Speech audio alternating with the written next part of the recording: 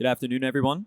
Please join me in welcoming Andrew Gee, a Strategic Account Director at Strider. He will be demonstrating Strider's risk assessment capabilities, allowing organizations to respond to state-sponsored intellectual property theft, targeted talent acquisition, and supply chain vulnerabilities.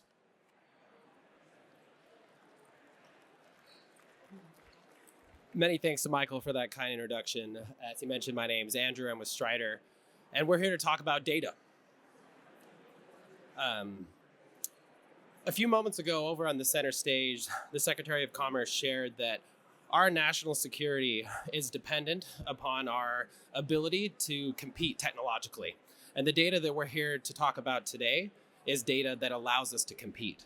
Specifically, over the past 5 years, Strider has been very focused on developing a core corpus of unique data that allows our customers to be able to protect their intellectual property, to secure their talent, and to safeguard their supply chains. And what we're going to share with you today is how that data can be put to use at scale to be able to allow the United States to compete more effectively in this new era of strategic competition. Data is actually the lifeblood of AI.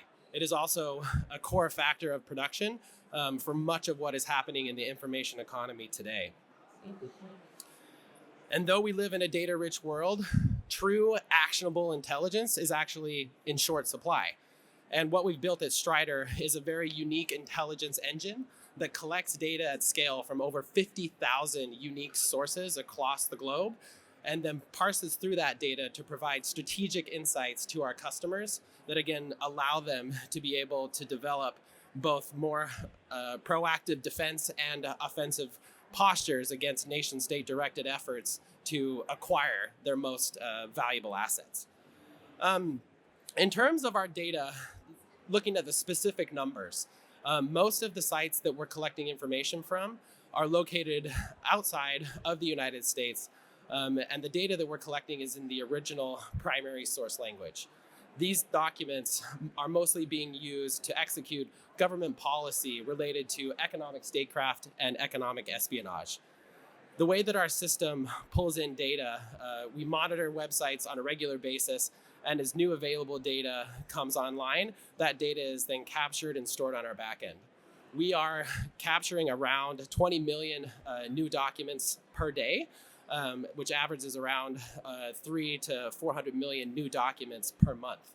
And again, these documents are what allow our platform to deliver evidence-based insights that inform strategic decisions taken by both our private sector and our public sector customers to execute their primary initiatives to protect, again, their most valuable assets.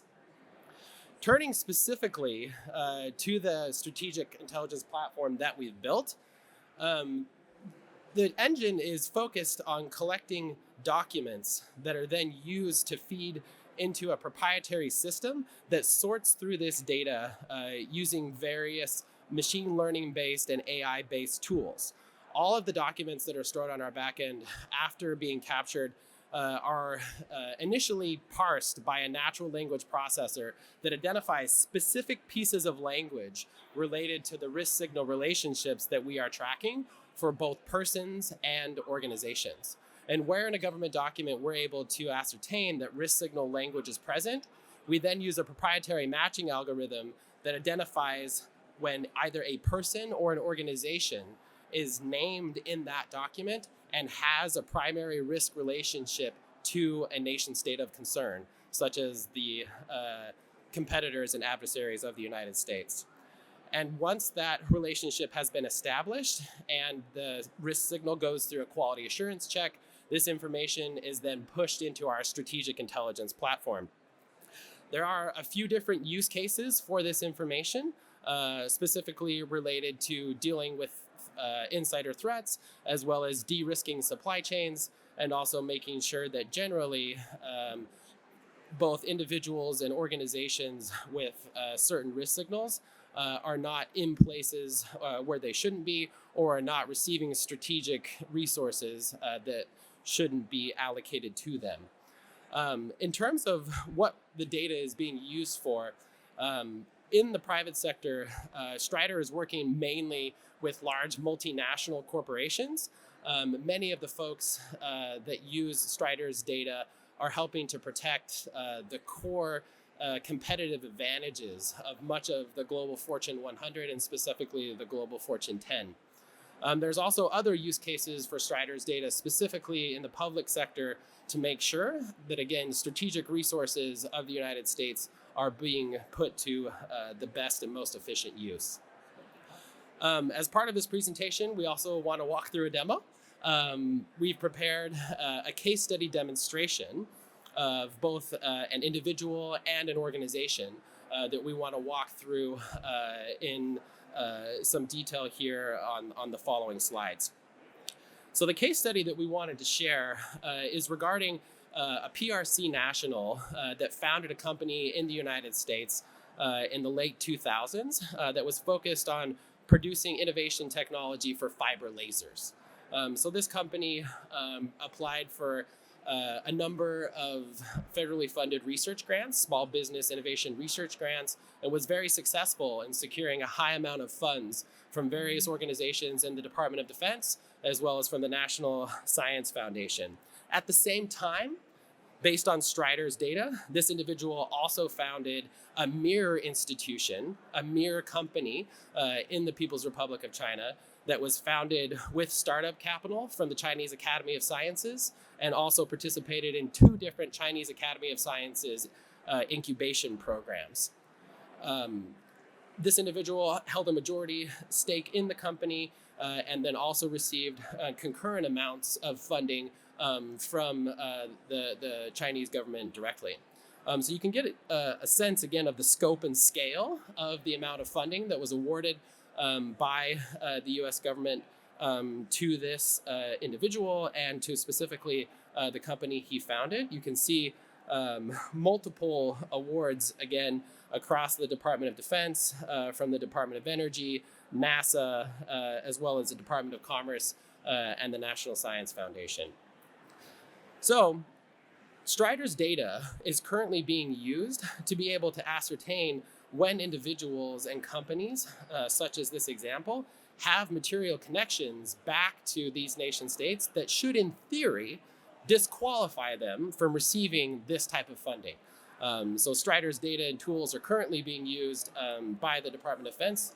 They've been put in place there over the past few years. But when a majority of this activity was taking place in this case study, Strider's data was obviously not available. Going specifically to what you can see within the tools in our platform.